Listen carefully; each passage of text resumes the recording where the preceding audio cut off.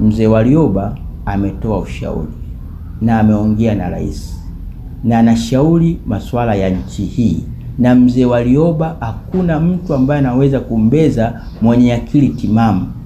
Ni mzee ambaye amefanya kazi katika nchi hii kuanzia kutafuta uhuru, na amekuwa kiongozi katika nafasi mbalimbali na ni mwanasheria. Lakini inapotokea vijana Gen Z wakaamua kubeza na kumtoa maneno ya kashfa kwa mzee yule, inaonyesha ni dhahiri kwamba wanataka kuvuruga swala zima, nia njema ya kufanya maridhiano.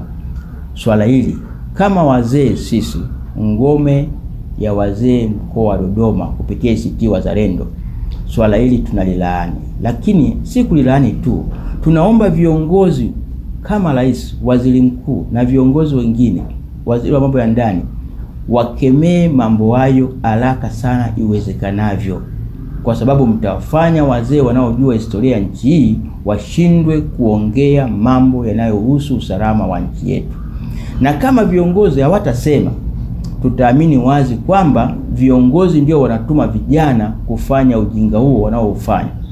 Inasikitisha. Siamini kama sisi hapa wote ambao tumebahatika kuwa na wazazi, kama baba yako anaweza akaongea jambo ukaenda ukamwambia huyu baba naye kapitwa na wakati, ni bora akafe. Sio maneno mazuri, hayajengi nchi, hayajengi heshima, hayaleti ustawi mzuri wa serikali. Kwa maana hiyo basi, sisi kama ngome ya wazee mkoa wa Dodoma tunaitaka serikali iendeshe utaratibu wa kufanya maridhiano kwa kusikilizana, na si kwa kufanya mambo double standard. Watokee wa vijana fulani wauni wakabeza watu fulani, na watu fulani wakikosoa waonekane ni wabaya, ili jambo aliweze kuleta mustakabali wa nchi. Tumetoka kwenye uchaguzi, na uchaguzi ulikuwa mchungu na ulikuwa mgumu, lakini sasa tunahitaji kuwa pamoja kama nchi. Wasitokee watu wachache wakavuruga kinachokusudiwa kukifanya. Sisi kauli mbiu yetu ACT Wazalendo, ngome ya wazee, tunasema siasa sio vita, siasa ni hoja, tunashindana kwa hoja. Lakini pia ngome ya wazee tunasema hatuhitaji mambo yote ya nchi hii kuingizwa katika masuala ya udini. Sisi hatuna tamaduni za udini. Kama ACT Wazalendo tunakemea masuala mazima ya udini, kwa sababu sisi Watanzania ni wamoja. Tumeoleana,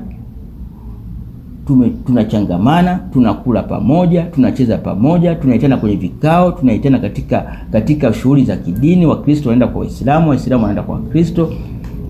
Hizi chokochoko za kuleta udini na matamko ambayo hayafai tunayakemea kwa nguvu zote. Tunahitaji kuiona Tanzania iliyostawi kwa umoja, upendo na mshikamano.